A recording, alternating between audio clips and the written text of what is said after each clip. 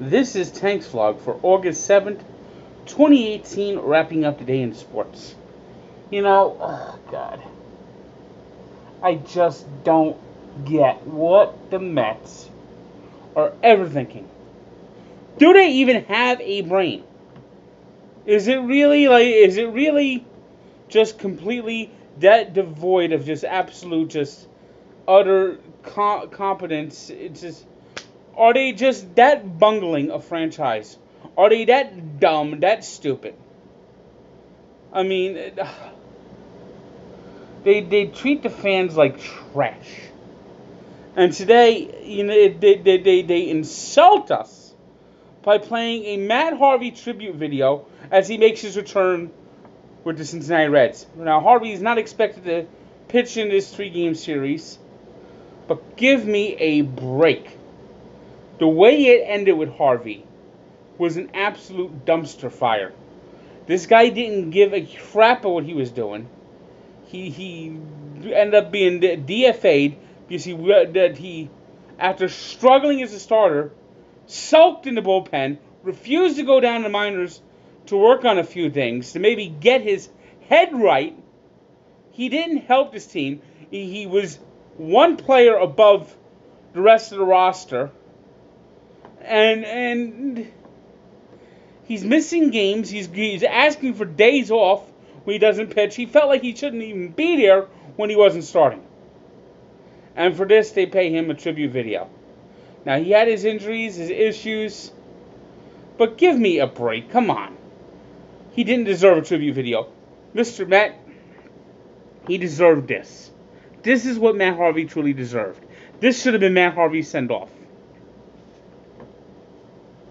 In the game, Noah Syndergaard pitched well, petered out in the 7th as the Reds almost rallied, but the Mets did have a big enough lead, 6-0 lead. Jeff McNeil continues to rake, 3 hits again, big home run. I mean, right now, Jeff McNeil looks like the real deal. And this is this lesson to Mets. Call people up. If they're playing well down the minors, call them up. Maybe they might do something. I mean, I'd love to see Peter Alonso. I mean, God forbid they bring back Dominic Smith. Whew. Don't want to ever see Dominic Smith again. After getting their asses handed to them in Fenway Park, the Yankees went to whatever they're calling Comiskey Park these days, Guaranteed Rate Field. There's corporate sponsors that are good, there's corporate sponsors that are different, and there are corporate sponsors that are just absolutely brutal. This might be among the worst. So, Guaranteed Rate Field, where they took on the Chicago White Sox. Lance Lynn, making his first start with the Yankees, was absolutely brilliant. Only allowed 2 hits, pitching 7 1/3 innings. I mean, the Yankees could not have expected, could not have hoped for better after their bullpen was just basically worn down in Fenway and by the Red Sox. He gave them innings. He was effective, and the Yankees won 7-0 to end their 5-game losing streak.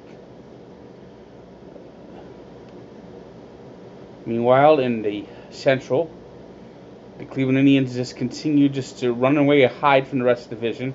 The division that's just absolutely brutal. They beat the Twins 10-0, and that's the second-place team. They now have a 10-game lead. They're the only team in that division above 500. That division is brutal. Brutal.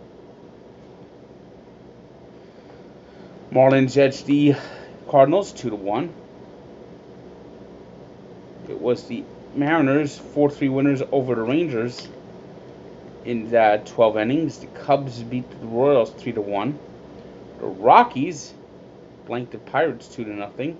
It was the Angels 6-2 winners over the struggling Tigers.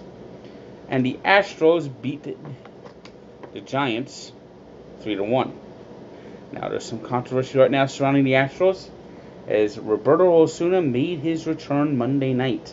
Osuna got the win, pitching the 8th inning before Marwin Gonzalez's big home run gave them the lead in the win. Right now, it's just, it's brutal. I mean,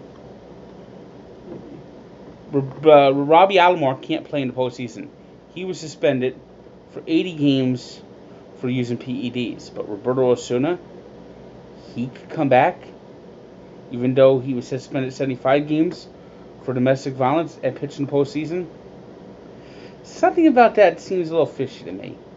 I think that's something Major League Baseball really needs to re-examine. And, I mean, 75 games was a fair punishment for the regular season.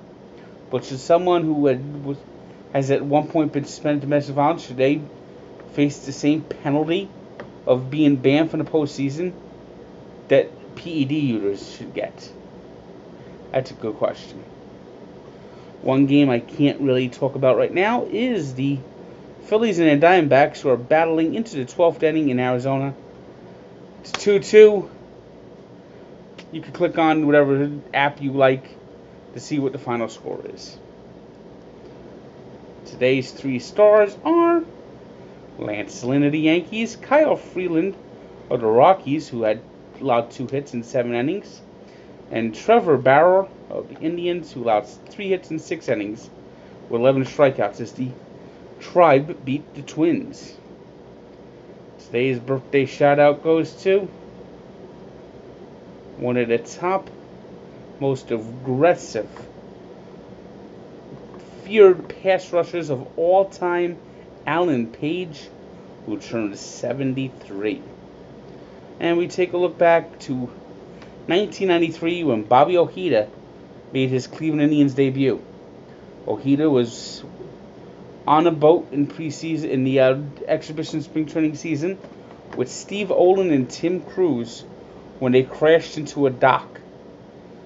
Ojeda was the lone survivor, and he suffered serious head injuries, and it was an ultimate tragedy because Steve Olin was a top flight type closer, and I wonder if the Indians would have won that 95 or 97 World Series with Steve Olin rather than Jose Mesa as their closer. But it was something that just really that a lot of people in Cleveland still remember to this day. And Ojeda didn't pitch much for the Indians that year, and that was his close to the end of his career. So check out the full story at Barstool Sports and Sports Encyclopedia, where sports history lives. Tuesday morning, keep an eye out. The new episode, Allow Me to Be Frank, should be dropping anytime in the morning, featuring a look at the Cleveland Browns and some preseason notes and news about the upcoming NFL season. So check it out at iTunes and SoundCloud, and have a good day.